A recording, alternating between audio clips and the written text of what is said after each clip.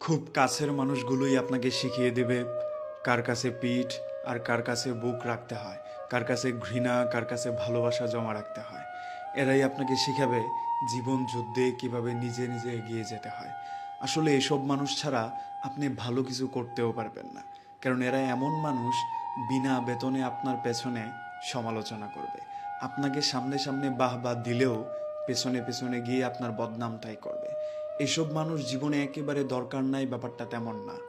আপনি সামনে এগোতে চাইলে এমন কিছু হিতাকাঙ্ক্ষী দরকার, যারা বেতন ছাড়াই আপনার পেছনে গিয়ে সমালোচনা করবে।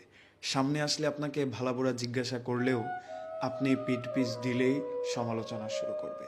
এরা আসলে দূরের কেউ হয় না, খুব কাছের, নিকটবর্তী, পাড়া প্রতিবেশী কিংবা কাছের বন্ধুটাই আপনার সমালোচক।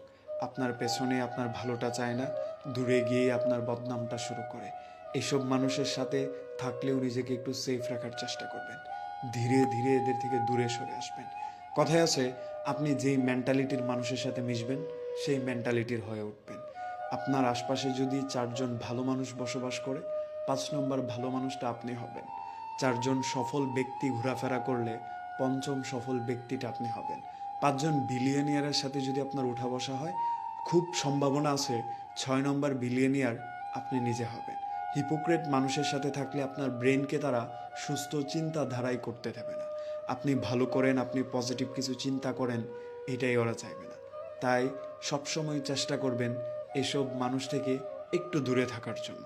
হ্যাঁ, হতে পারে আপনার বন্ধুবান্ধব, পাড়া প্রতিবেশী এরা আপনার বদনামটাই বেশি করে, কিন্তু এদেরকে তেমন একটা সুযোগ দেওয়া যাবে না। সুযোগ দিলে আপনার মাথায় চড়ে বসবে।